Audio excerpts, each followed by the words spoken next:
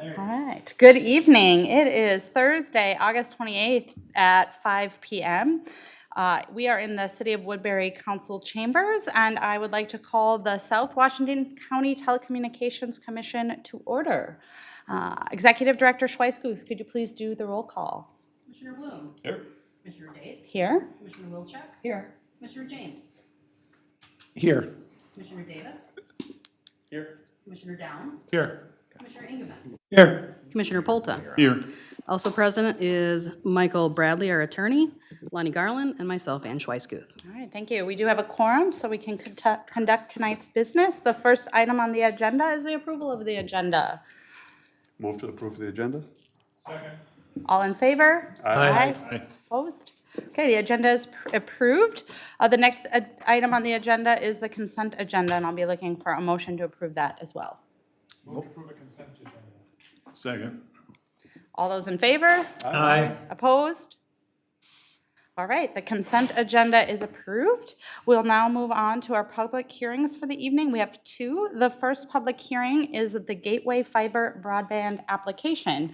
I will open the public hearing for the purpose of hearing the Gateway Fiber Broadband application. We'll first hear from our attorney, Michael Bradley. Following Mr. Bradley, Mr. Derek Leffert of Gateway will give a short presentation. After Mr. Leffert, we will allow comments from the public. Speakers must be recognized by me, the chair, before speaking and are limited to 3 minutes for comment. If you are interested in speaking, you must sign up and provide your name and address. Please see our Executive Director, Ann Schweitz-Guth, to sign up. All right, thank you. Mr. Bradley. Okay, thank you, Madam Chair and members. I just ask that the following documents be accepted into the record. Number one, affidavit of publication of notice of intent to franchise dated August 1, 2025. Two, application from Gateway Infrastructure LLC dated July 28, 2025, and received by the Commission on July 29, 2025, including appendices A through P. Just to note for the public that portions of the application and attachments, appendices, are marked confidential. Number three, request for additional information in a letter dated July 29, 2025 from Bradley Werner, LLC, to Gateway Infrastructure, LLC. Four, response to request from information, email from Derek Leffert to Ann Schweitz-Guth dated August 12, 2025 at 3:01 p.m. Again, portions of that are marked as confidential, not public. And five, email from Michael R. Bradley to Todd Barfield of Gateway dated August 25, 2025 at 12:50 p.m. We ask that these be accepted into the record. Excellent. I don't actually know if we need to do this, but I'll move that we accept all of these into the public record. Second. All in favor? Aye. Okay. No objections, so those have all been accepted into the public record. And I believe now, Mr. Leifert, you have public comment or a presentation on Gateway. Yes, I do. Thank you very much, Madam Chair, members of the Commission. Derek Leffert, for the record, Head of Government Affairs for Gateway Fiber. We appreciate the opportunity to visit with you guys here this evening about kind of our plans and who Gateway is. I will try to get through this as quickly as I can, but if you have questions on anything, feel free to stop me and ask me. Gateway Fiber is heavily invested here in the Minnesota communities, especially the areas around MSP. I think we're in 8 or 9 communities at this point, with plans to continue to expand and grow exponentially in the coming years. So Gateway Fiber, our mission, we're basically trying to help the communities that we're in be better through a faster, friendlier, fairer internet experience. I'll explain what that means here in just a bit. We're here to help you guys out with economic development, help all of the various things that the internet, high-speed internet provides. We're here to help you do that. As far as our markets, we started in Missouri. We expanded to Minnesota. It was actually the second market that we expanded into. Also expanded into Massachusetts, as well as North Dakota and Kansas, with plans to continue to expand as we continue to grow. As far as what we offer, we build, we own, we operate our own networks. We don't build it for somebody else. We build it for ourselves. We own it, we operate it, we maintain it, we service it, which is a little different than some other providers. It is, reliability. We have a fantastic uptime, almost 100% uptime, and it's scalable. So right now, our top speed that we offer is 2 gig, but we can scale that up to 10 gig if we need to. As far as the kind of the markets that we're in, primarily we're in the residential space. That's really our focus is serving residential consumers. We also do offer commercial accounts. We also offer E-rate through our affiliate WANRAC, and then we do some wholesale stuff as well. But our primary focus is really kind of on the residential side of things. As far as our pricing is concerned, it's very competitive.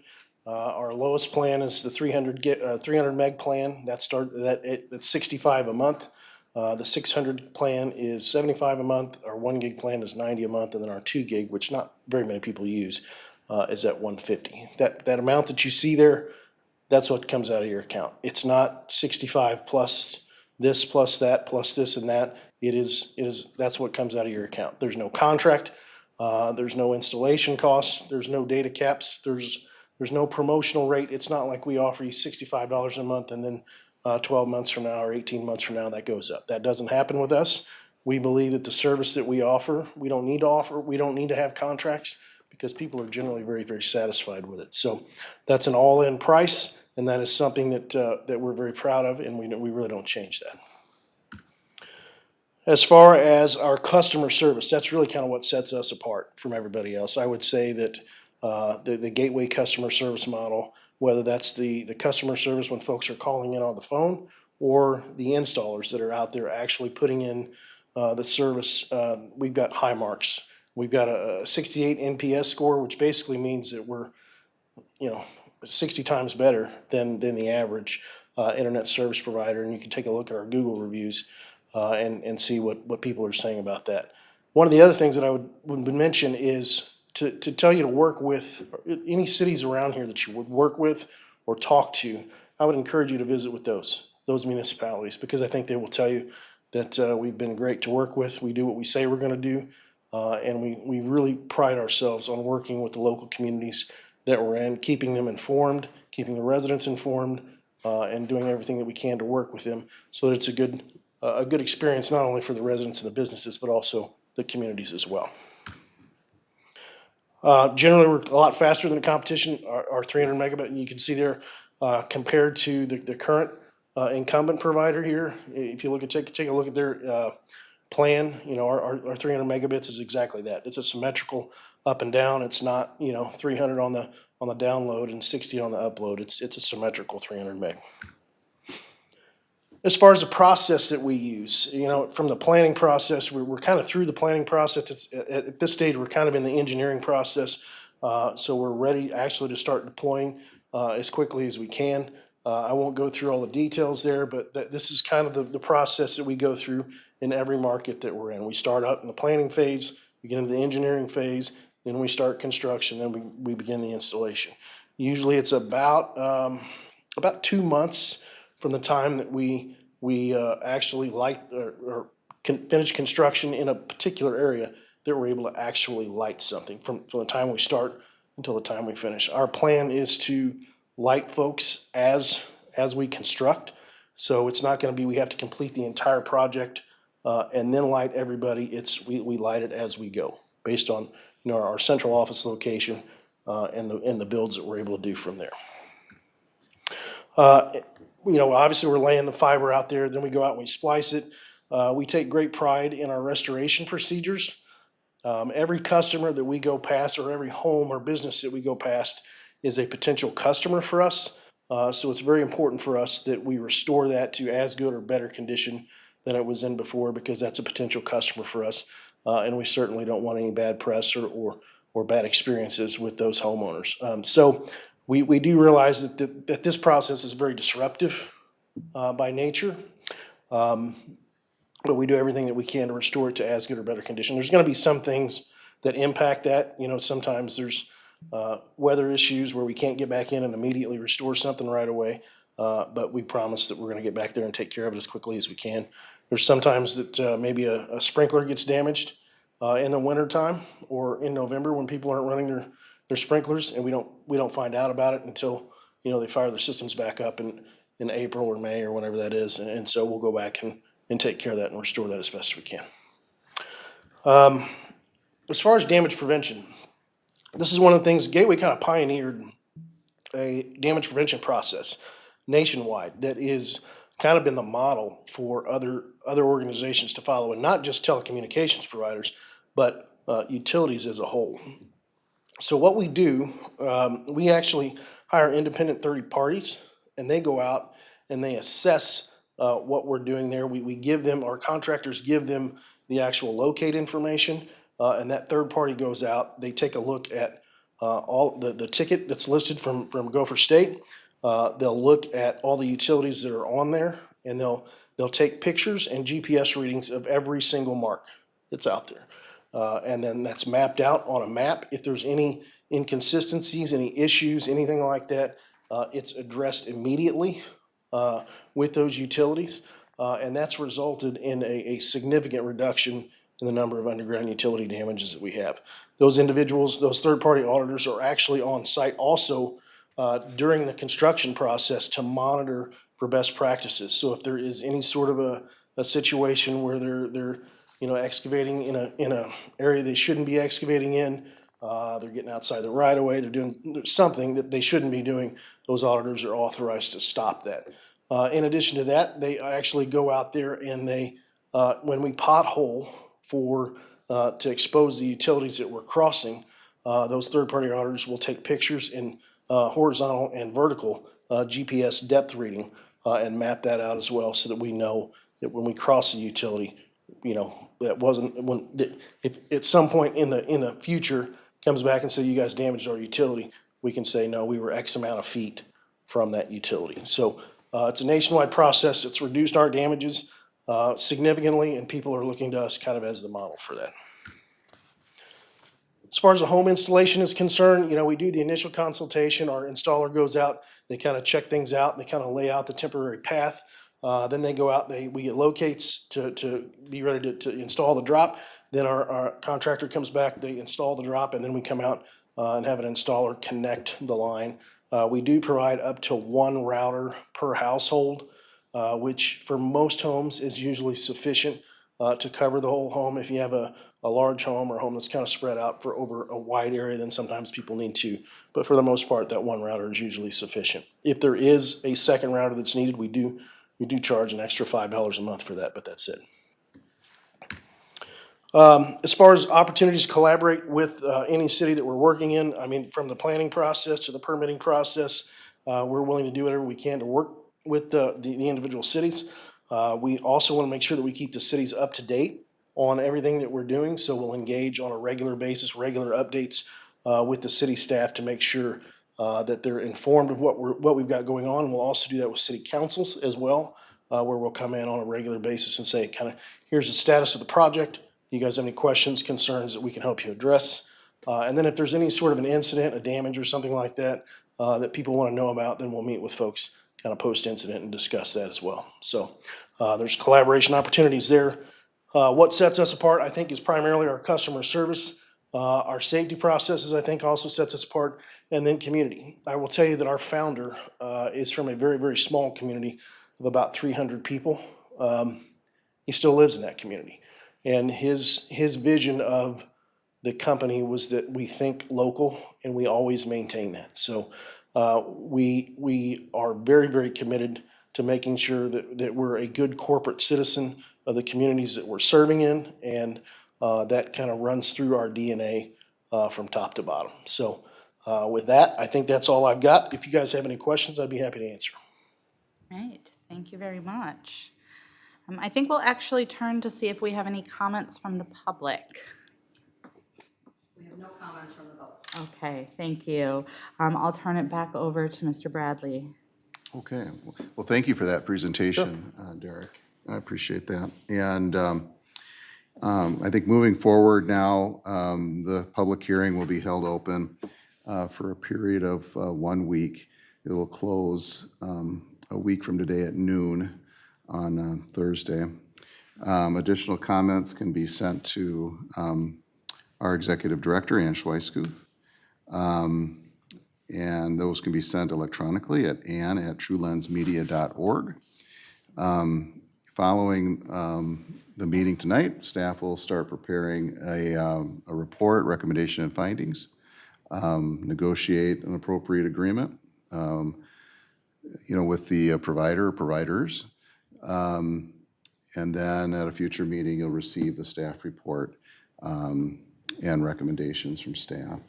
You'll be able to ask, more questions then too. And ultimately, the decision will be yours on approving any agreement that comes forward.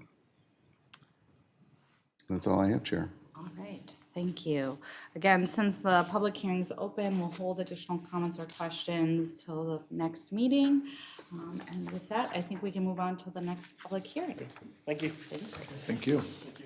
Okay, the next public hearing on our agenda is Intrepid Fiber Broadband Application. And again, I will open the public hearing for the purpose of hearing the Intrepid Fiber Broadband application. We'll first hear from our attorney, Michael Bradley. Following Mr. Bradley, Mr. Shane Peveril of Intrepid will give a short presentation. After Mr. Peveril, we will allow comments from the public. Speakers must be recognized by me, the chair, before speaking and are limited to 3 minutes for comment. If you are interested in speaking, you must sign up and provide your name and address. Please see our Executive Director, Ann Schweithguth, to sign up.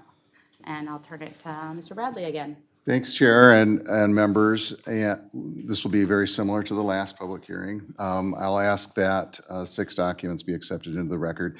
First is the affidavit of publication of notice of intent to franchise, which is dated August 1, 2025. Second is the application of Intrepid Fiber dated July 18 and received by the Commission on July 28, including appendices A through L. Again, portions of the application are marked confidential and not public. Number 3 is request for additional information in a letter dated August 14, 2025 from Bradley Warner LLC to Intrepid Fiber Networks. Number 4 is response to request for information from Shane Peveril. I hope I'm getting your name right. You guys are doing a great job. Okay, all right. To Michael Bradley dated August 15, 2025. Number 5 is the request for additional information from Bradley Warner LLC to Intrepid Fiber Networks dated August 15, 2025. And lastly, number 6, response to request for additional information from Intrepid Fiber Networks to Bradley Warner LLC / SWCTC dated August 19, 2025. Okay, I will move that we accept those into the public record. Second? All in favor? Aye. Okay, those have been accepted. We now can move on to a presentation from Mr. Peveril. Good evening, Commission. I'm Shane Peveril. I'm representing Intrepid Fiber, and I'll go into our network deployment a little bit. Intrepid is a licensed telecommunications provider by the state of Minnesota. We're looking to make a $48 million investment, all privately funded, into an open access fiber broadband network. We've been working on this prospective plan for over 20 months with city staff as well. We're excited to begin this project, excited to bring open access benefits to the city of Woodbury. Intrepid Fiber, founded in 2021 by Brookfield Asset Management, one of the world's leaders in infrastructure, especially digital infrastructure. We've, since inception, have laid 7 million feet of fiber, connecting 160,000 homes across Colorado and Minnesota. Our leadership team has decades of experience solely focused in the fiber infrastructure space, coming from companies like Zayo, Level 3, Lumen. This is all we know, and this is all we do. Brookfield, as I mentioned, one of the world's largest leaders in infrastructure investments. We slide under the digital infrastructure space, things like data centers, cell towers, other fiber providers. I think one interesting note, whenever we fund a project, we have all of the capital to deploy at day one, so we don't need to go to other sources of funding. We won't run out of money. We have the means to do it when we say we're going to commit to the project. A little bit more about our network. We're operating throughout Colorado and Minnesota. We've been in Minnesota for about 3 years now, have a significant presence in the greater Minneapolis area and also in St. Cloud. We're in a number of communities that have been extremely grateful and cooperative in our network deployments, and the residents and businesses being equally as excited. A little bit more about open access. It's a new concept in North America. It's been tried and true in Europe for a little bit. Effectively, Intrepid owns and operates the underlying infrastructure. We then lease it to other internet service providers to provide service to the end consumer, whether that's a business or a resident. I think one of the big benefits to any municipality is there's a build once type of mentality. We own and operate the infrastructure. There's only one piece of infrastructure for multiple internet service providers to use. The consumer then gets choice. So they have a flexibility in choice, product, and pricing. For the ISPs, they're focused solely on customer service. There's no building, maintaining, upgrading networks. So there's no distraction of building the network and also trying to service customers. A little bit on the value of fiber. So 20 times faster on average than cable. Effectively, it's future-proof. We would only need to change the end equipment to ever upgrade our speeds. Our network today is capable of 25 gig symmetrical service.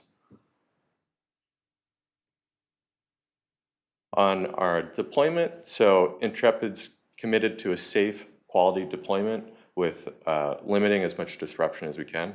We understand it's an infrastructure project. It's a construction project. There will be a disruption. We're here to help mitigate that. We do have our own personnel day-to-day on site at all times. We will collaborate and communicate with the city throughout the process, making sure that we understand things like road moratoriums, events, water projects in the city of Woodbury.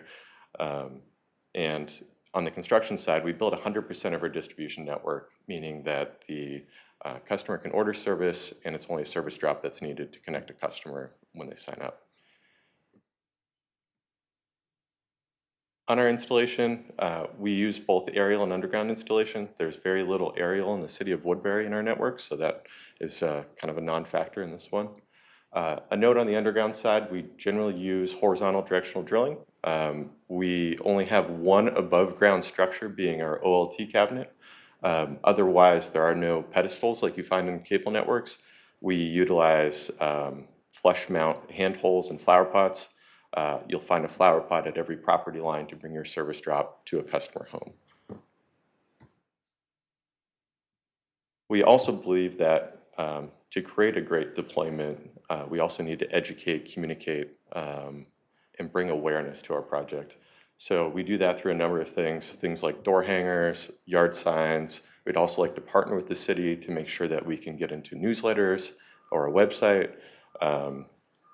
We also have a project website with FAQs, with the status, with maps. So we're dedicated to making sure that the public is aware of what we're doing. And a little bit about our project in Woodbury. So on the right-hand side, you can see our high-level design. So that's our route throughout the city of Woodbury. We're bringing our network to cover about 31,000 homes and change. It covers almost the entirety of the Woodbury area. You can see the existing fiber coverage on the left. There's a little bit of existing fiber coverage. We're looking to make sure that the city of Woodbury is very well covered. And on our construction project, we're ready to submit permits. We're ready to get started. We believe that we could finish sometime in Q3 of 2028, all dependent on permit throughput and coordination with other ongoing capital improvement or construction projects for the city. Next steps, finalizing a franchise agreement, permit submissions, and then beginning construction on our network. That's the end of the presentation if you have any questions.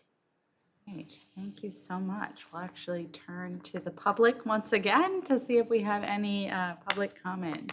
We have no public comment. All right, thank you. I will turn it back to Mike Bradley. Thanks, Chair. Like the Gateway public hearing for Intrepid, again, we will leave the public hearing open through September 4 next week, noon, so members from the public can submit comments to the commission for your consideration.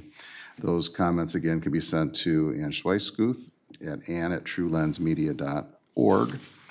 And we will also, Ann and I will be preparing a report, recommendations and findings. We'll negotiate an appropriate agreement and bring all of those forward to you at a future meeting. And you'll have a chance to receive those, and then you'll make the ultimate decision on what the agreement is. Okay?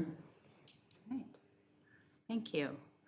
All right, as Mike Bradley said, this ends the public hearing portion of our meetings this evening. I want to thank both Gateway and Intrepid for coming in person with those presentations. We'll now move on to our reports.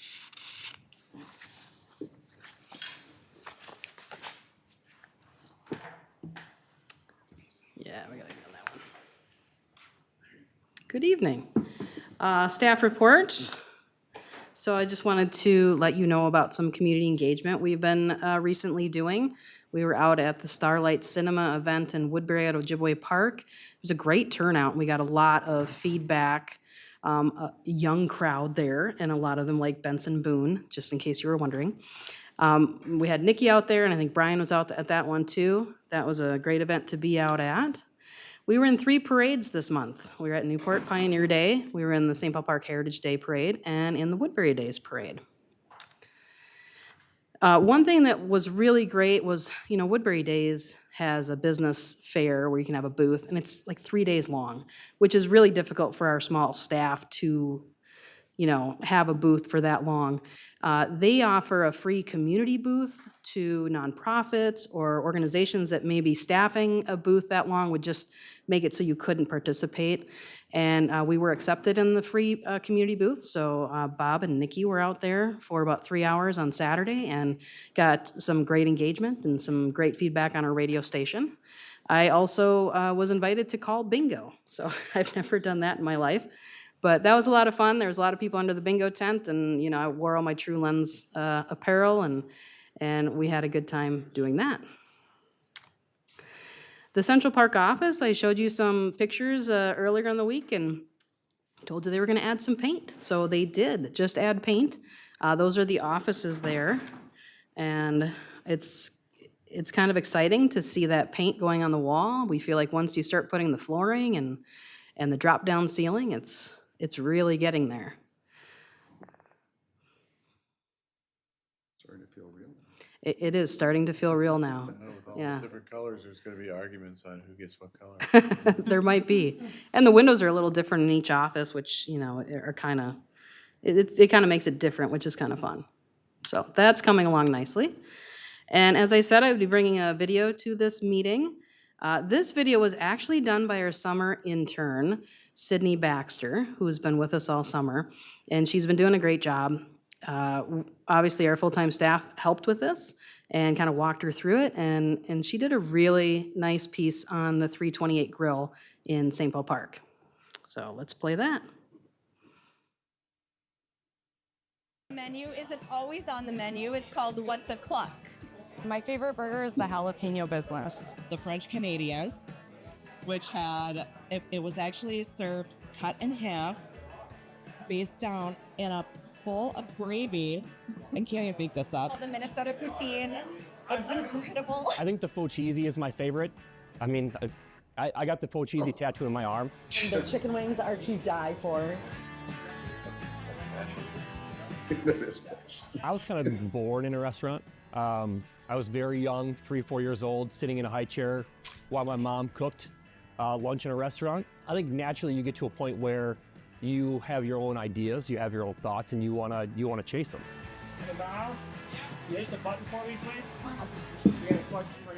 I called a friend who lives in Newport, and I was like, hey, is there anywhere in Newport that's for rent? And he's like, no, but I just got a phone call a couple days ago. The St. Paul Park American Legion wants to lease out their kitchen.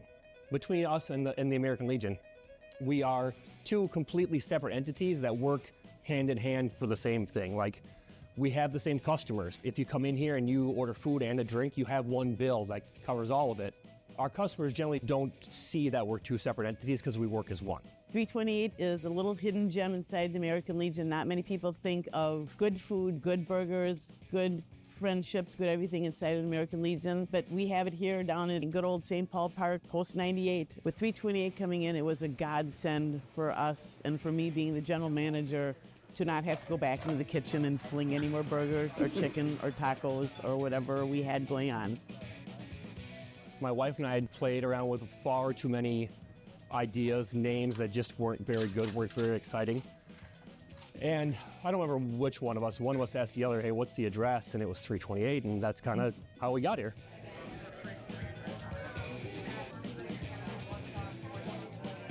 We won gold in 4 different categories. We did fish fry, which we also did last year. We did cheese curds, which we also did last year. We did bar food, which we also did last year. And then for the first time this year, we also added dive bar, which is really cool. The most popular is the burger of the week, with like hands down, without a doubt.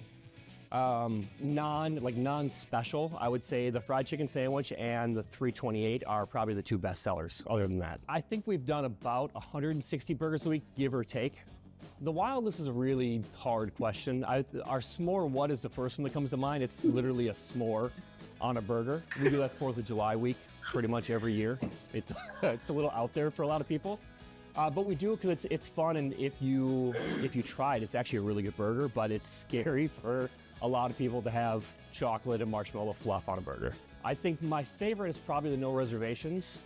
That's basically like it's a French soup burger. So we take the onions that you have in French soup and we basically take all the liquid out of it, so the onions still have all that great French onion soup flavor, but you lose all the liquid. So we put those on top of a burger and a little Gruyere cheese, and then we hit it with a torch, and it's nice and kind of brown and caramelized, kind of like French onion soup would be.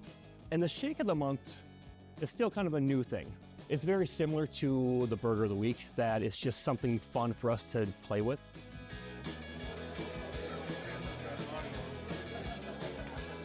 We've become a family. The Legion as a whole is amazing for the community, and what Mike has brought to the table with him being here has helped the community so much in what he offers and what we offer.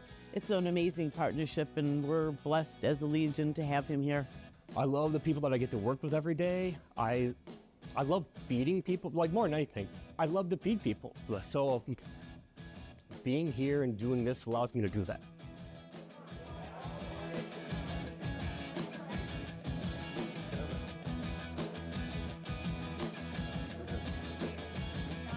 It's always homey. It's always comfortable. Like, the people are always so happy. The staff is fantastic. Like, It's like a family. You gotta try it. Anyone can come here. Come. It's something different every time you come. You can't beat it. Come on down, try us out. You won't be disappointed. What a great piece. I'm starving. I'm hungry. So if you're looking someplace for dinner after this, there you go. Wow. If you have not eaten at the 328 Grill, it's amazing. I'm also starving. I think I was there that day when Bob was helping out, or else he just comes there regularly and does videos. I'm not sure. It but, could be. It could be. Yeah, that's awesome. Next meeting, special request, 328 Grill for dinner. Right? Great idea. Okay, noted. Would you mind sending this video out following the meeting? Because I'd like to share it with a couple people who are also 328 Grill followers. Absolutely. Yeah. If anybody's looking to watch it out there, it is on the St. Paul Park YouTube page. Yeah. Nice. Yeah. So you'll send it to all of us? I'll send it to all of you. Yes, I will. Yes. And that's all I have for my report. Great. All right. We'll move on to the legal report. Well, good evening again. I presented at MACTA. I don't remember if I said that at the last meeting or not, but I did. And I spoke on 2 things. I spoke on ADA requirements for city websites. Those requirements are coming up. There's new requirements for city websites, and they have to be in place for larger cities with populations over 50,000. They have to be done by April 27th of 26, which now is starting to really be close. Yep. I have been using actually the City of Woodbury's website, though, as an example of one that's fully compliant. So at least on the tools that I've used. Yeah. So We're that's still working on it. So that's good. Yep. Yeah. And then the other thing I spoke on, which had a lot of interest, was broadband franchising and legislation that we've talked a lot about over the course of the last 2 or 3 years, it seems like. So, otherwise, my reports are in your packets as always, and happy to answer any questions you might have. What do you got to do to a website to make it ADA compliant? Well, see, you should have come to the MACTA conference. You Yeah. would have learned all about that. Is our website ADA compliant? I don't know. We're working on it. We actually have been, Brian's been doing a lot of work finding a company that can help with that, and we found a great company that we're going to be working with. I'm just curious, what do you got to do? I mean, people don't walk in the Yeah, I website. thought- There's several steps Yeah, that when have you to said hour, I take thought place. you meant Gray Clouds, but. No, you no. meant That's what I South thought. That's what I Washington's, thought. yeah. Yeah. We are in the process of looking for a company to help us do that. We've I'm got- just curious, what do you got to do? There's a lot of process. It's a lot of process. There's a lot of things you have to go through. What I mean, like a sidewalk, you can't have steps, and I'm just curious what in a Well, website. Come talk to me if you afterwards, can't, I'll if you explain can't it. read, if you're blind, you can't see very well, and you have to use a reader. Right. There's certain things on your website that have to be, You can't have flashing videos. It can't have those kind of things. You should be able to turn those off for people that, it affects. So, and there's tags a need to whole be there list. So it can read. Sure, What okay. it's a picture of this, and so it'll be tagged to that, so that. A descriptive. Yeah, yep. something descriptive and not just pictures out there, and so. Yeah, for And people it has that to be are on the physically website as well as impaired so they can attachments, read 'em. PDFs and stuff, so it's a lot of things that we didn't necessarily think about when we put the website together initially, and we got to go back and review all that. Think too about navigating your website without a mouse. Oh, okay, yeah. Yeah, that's a huge one. And then color contrast is another huge one. And then making sure your video is, it has the right captioning.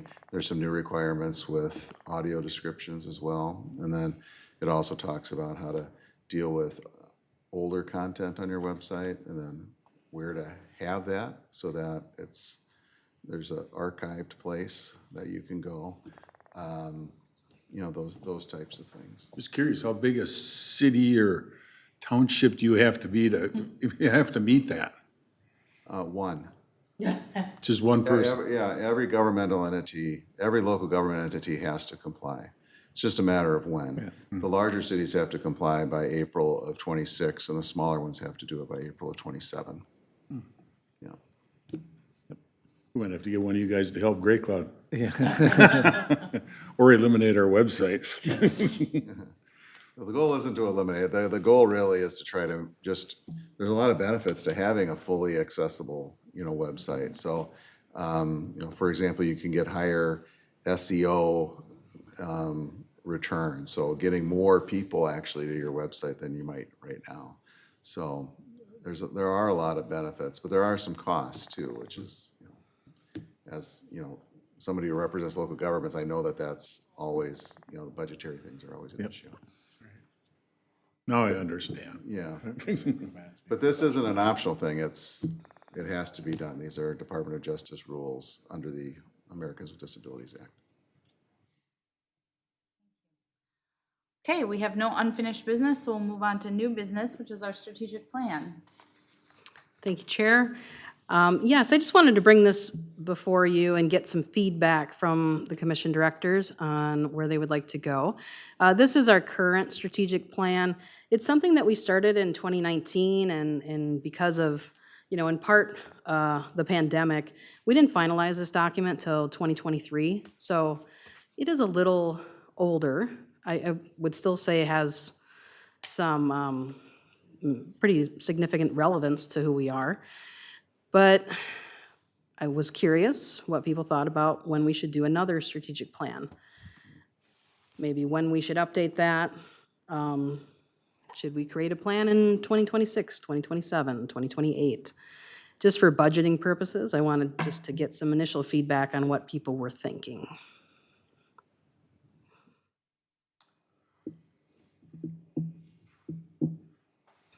I think a refresh would probably be warranted, given that we have a new leadership with you and Lonnie.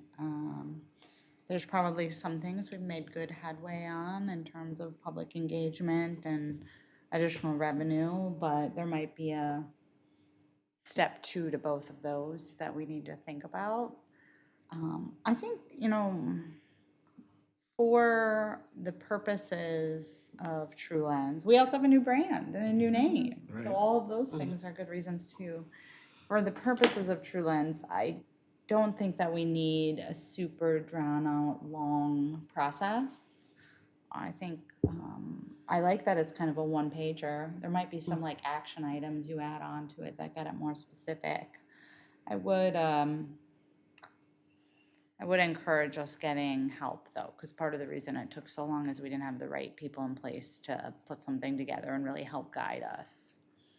So that's my thoughts. Others? As far as timeline, I would say if it's 26, the latter part of 26, just because of your move and everything like that, no sense taking on more. No, or even beginning at 27, so. And potentially if we have different structure and some different things like with the franchising and that, that all fits into potential strategies and things like that too. I just see with the move next year, and so that opens up different opportunities potentially. I'd like to see us just get you moved, kind of get it under our belt, figure out this franchising thing. I think 2026 is going to be a big moving and shaking year, so I wouldn't suggest doing anything until 2027 at the earliest. Okay. Would be my recommendation. So just to play devil's advocate, I know we have a lot on our plate in 2026, but typically they suggest this is the time that you do strategic planning, is ahead of all of these anticipated changes, not before them.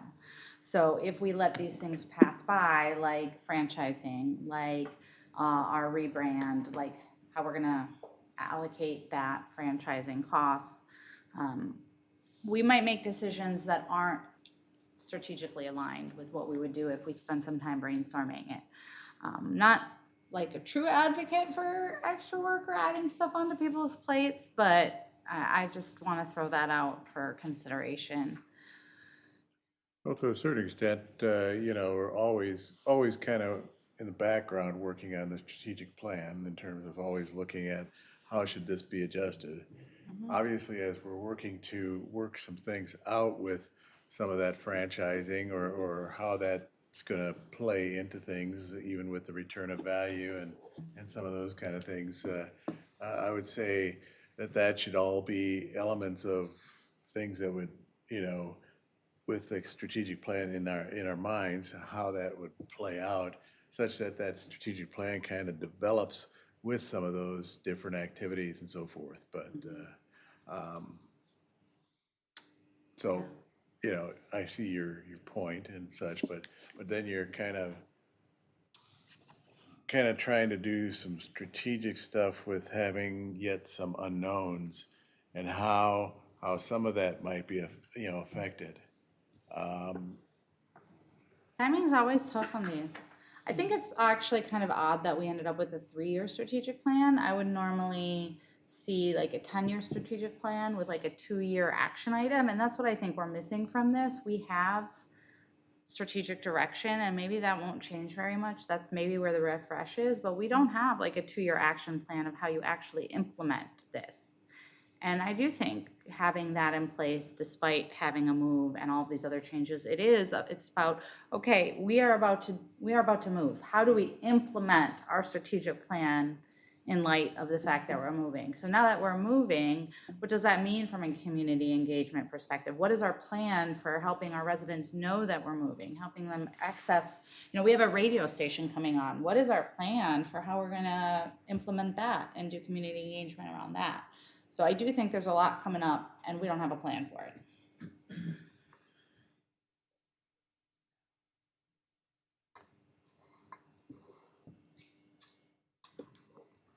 Maybe this is one we should all think on for a month and kind of just do a little bit of, thought. And I think you brought it up for a reason. I'd kind of like to hear what were your thoughts on bringing it up. Well, one, I just wanted to get ahead of it. If we were going to do strategic planning in 2026, we need to make sure that's budgeted for. I do think that with the move, once we get into this new space, it's going to open up other ideas that we haven't even thought of yet. And there's a little bit of me that feels like once you're in it, you start to see things more clearly because you're there.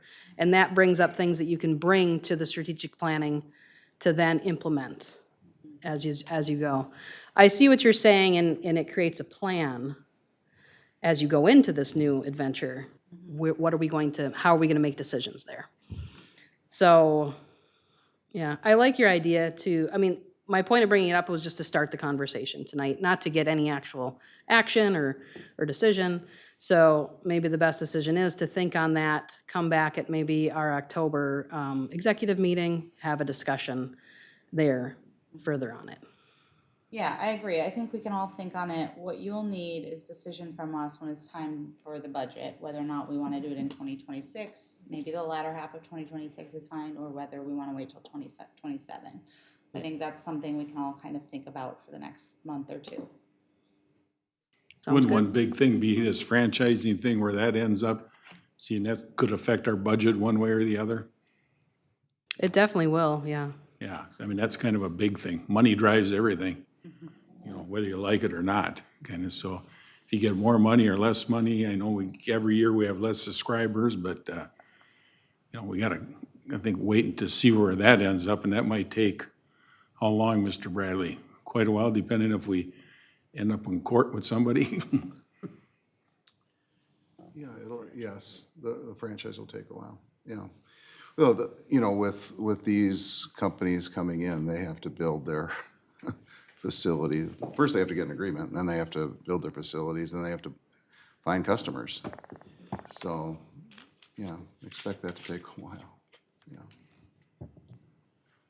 All right, thank you By for the a while, feedback. I mean years. Yeah.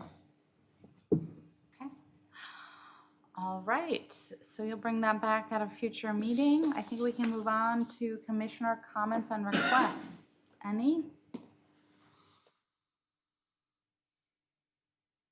All right, with that, I'll be looking for a motion to adjourn. Motion to adjourn? Second. All right, all in favor? Aye.